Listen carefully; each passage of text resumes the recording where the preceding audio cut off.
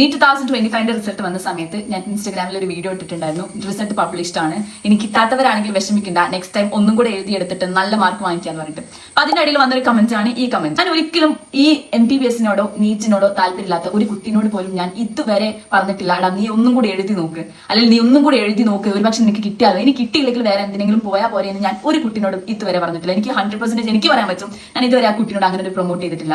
ഞാൻ പറയുന്ന ഒറ്റ കാര്യമുള്ളൂ, നിങ്ങൾ ഈ വർഷം നന്നായിട്ട് പഠിച്ചിട്ടുണ്ടോ, നന്നായിട്ട് എഫേർട്ട് ഇട്ടിട്ടുണ്ടോ, എന്നിട്ട് നിങ്ങൾക്ക് കിട്ടിയില്ലേ, അത് നിങ്ങളുടെ വിധിയാണ്.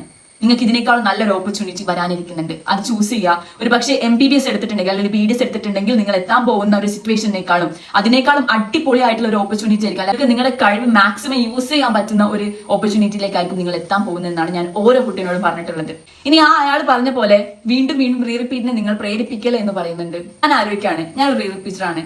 ഞാൻ ആ സമയത്ത് ഗിവപ്പ് ചെയ്തിട്ടുണ്ടായിരുന്നെങ്കിൽ, റിപ്പീറ്റ് ചെയ്യുന്ന സമയത്ത് ഞാൻ ഗിവപ്പ് ചെയ്തിട്ടുണ്ടായിരുന്നെങ്കിൽ ഞാനിപ്പോ ഇവിടെ ഇരിക്കുമോ?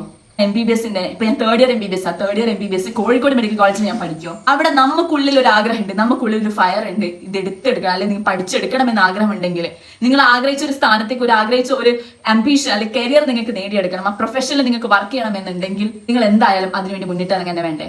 പ്ലാൻ ബി ആയിട്ട് നിങ്ങൾക്ക് എന്തുണ്ടെങ്കിലും, ലൈക്ക് നിങ്ങൾക്ക് ചിലപ്പോൾ ഒരു ആർട്ടിസ്റ്റ് ആവാനുള്ള ഓപ്ഷൻ ഉണ്ടാവും, ആർട്ടിസ്റ്റ് ആവാൻ ആഗ്രഹം ഉണ്ടാവും, അല്ലെങ്കിൽ നിങ്ങൾക്ക് വേറെ ആർക്കിടെക്ചർ, അപ്പൊ ചില ആൾക്കാർക്ക് വരയ്ക്കാൻ താല്പര്യമുള്ള ആർക്കിടെക്ട് ആണ്, പക്ഷെ നിങ്ങളുടെ പേരൻസിന്റെ പ്രഷർ കാരണമാണ് നിങ്ങൾ റിപ്പീറ്റിന് പോകുന്നത് വെച്ചാൽ നിർത്തിക്കോ, അതിന് നിങ്ങൾ പോവണ്ട.